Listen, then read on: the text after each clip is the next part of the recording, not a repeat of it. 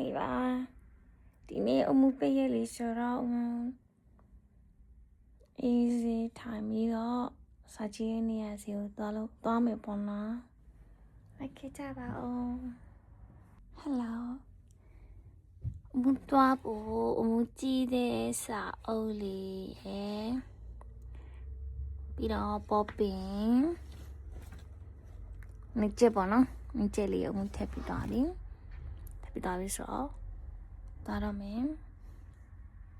hello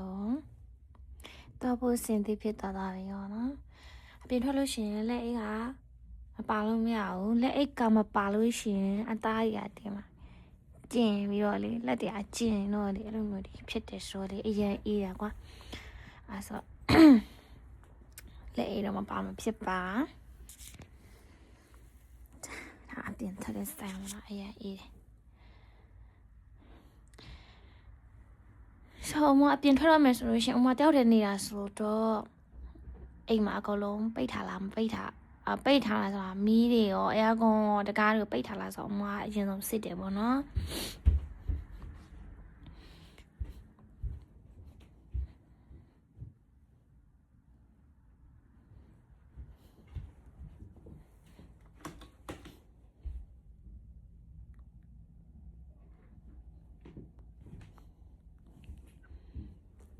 စစ်တာပြီးလို့ရှိရင်ရေရဖွင့်ထားလားမဖွင့်ထားလားဟိုချိုဆက်ကဘလက်ပေါက်ထူတာမထူထားလားအမှုစစ်တယ်โอเค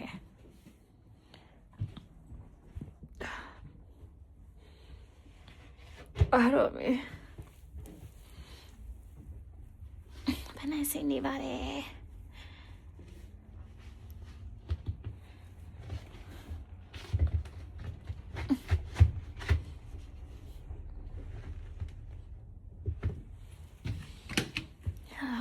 ပိတ်ထားလိုက်ပြီပေါ့နော်ちょっと待ってပိတ်ထားလိုက်ပြီပြီးလို့ရှိရင်မိဖို့ကြောင့်အမို့မိဖွင့်ထားတဲ့တန်းလည်းဖြစ်မှာဆိုလေအမမသွားခင်ဆိုအမြဲတမ်းစစ်တယ်အဲ့ဒါစစ်သွားပြီပေါ့နော်မိပြီးပိတ်ပြီးတော့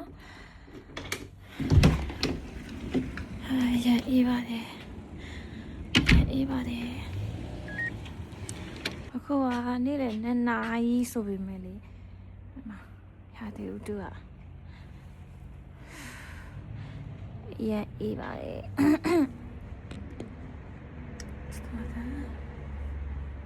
အေးခိုးလာနော်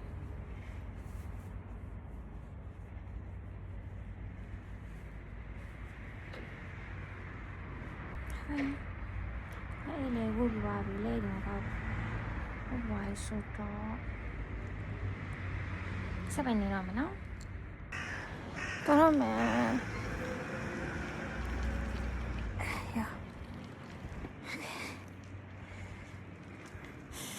ရေချင်ပါတယ်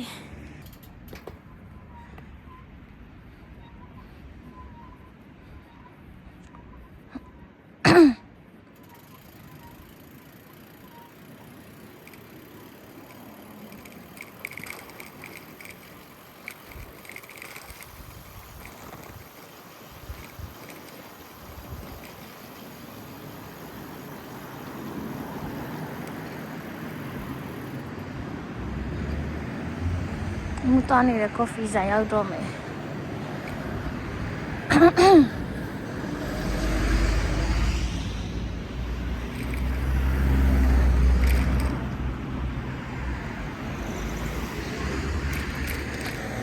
အေးရော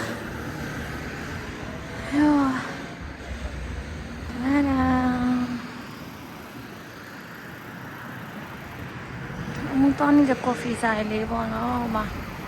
ကားတွေအများရက်ထားတာ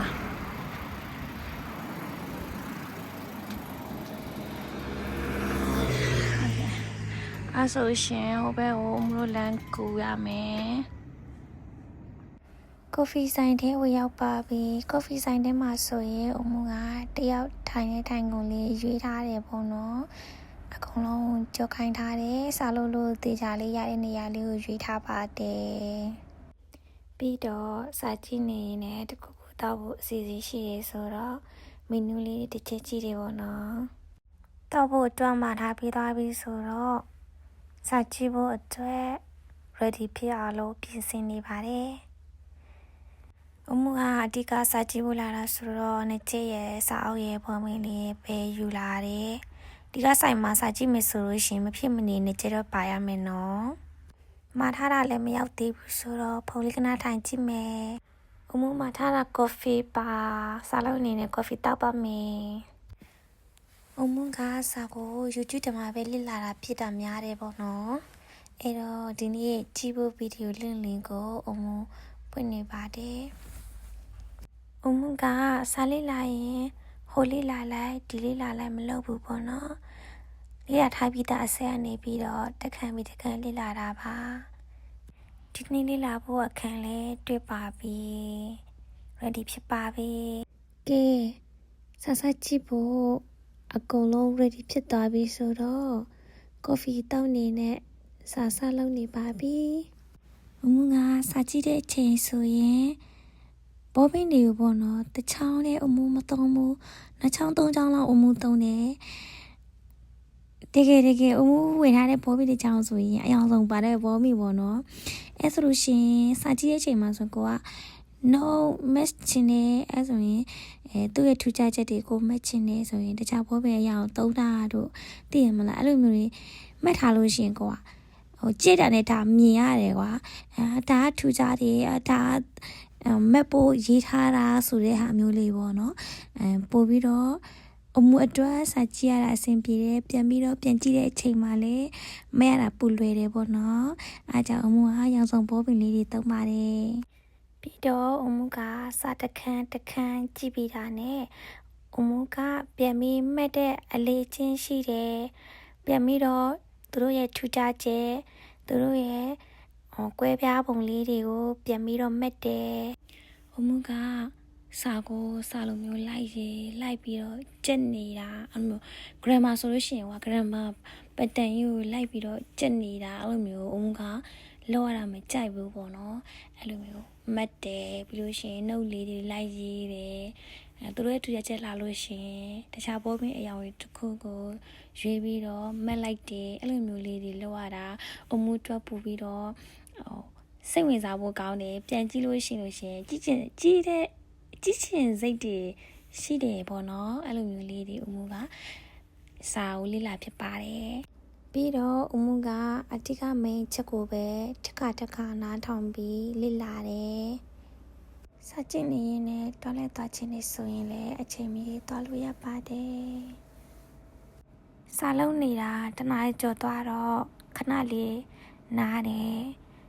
ပြီးတော့နောက်ထပ်စာဆက်လုပ်ဖို့ကော်ဖီလေးနောက်တစ်ခွက်ထပ်မှာထားတယ်ပေါ့နော်အဲ့ဒါမရောက်ခင်စာကြည့်နေရင်လည်းစောင့်နေပါတယ်ကော်ဖီလေးရောက်လာပါပြီတောက်ပြီးတော့ဆက်ပြီးထိုင်ပါမယ်ဆိုင်ရဆိုရင်အချိန်ကတိုက်ချက်မရှိဘူးပေါ့နော်ကိုစာလုံးနိုင်လောက်တဲ့အချိန်ဒီကိုလေးလောက်နိုင်လောက်တဲ့အချိန်ဒီကိုပါကိုအေးဆေးလေးလာလို့ရပါတယ်တခြားအမှုလူပဲစာလုပ်တဲ့လူတွေပြီးလို့ရှင်အလုပ်ကိစ္စနဲ့အလုပ်လုပ်နေတဲ့လူတွေအများကြီးရှိပါတယ်အမှုကအဲ့ဆိုင်မှာဒီနေ့ဆိုလို့ရှင်အမှု3နာရီကျော်လောက်စာကြည့်ဖြစ်ပါတယ်စာကိုတကယ်လည်းတိရောက်လုပ်ဖြစ်တယ်လို့အမှုခံစားရတယ်အမှုစာလုပ်နေရင်လည်းမိုးချွတ်သွားပါပြီညပဲ9နာရီကျော်သွားပြီပေါ့နော်စာလေးလှုပ်လာတာအမှုဒီနေ့ဆိုလို့ရှိရင်အခန်း3ခန်းလောက်ပြီးသွားပါတယ်စာလုပ်ချင်တဲ့စိတ်ကလည်းနည်းနည်းအချိန်ကြာသွားပြီဆိုတော့ရော်ဝါးကြီးဖြစ်နေပါပြီဆိုတော့အမှုကြည့်ထားတဲ့အခန်း3ခန်းကိုအမှုကပေါင်းပြီးတော့ပြန်မဲ့ပါတယ်မနေရင်နဲ့လက်ကလည်းရေးnote ပုံစံလိုမျိုးရေးပြီးတော့မှတ်ပါတယ်အမှုစာကြည့်လာတာနောက်ဆုံး result လေးကတော့အရင်ကိုကောင်းပါတယ်ကပ်မာရီမစတာစာကြည့်ပြီးသွားဆိုတော့ okay လောက်ပါမယ် bye bye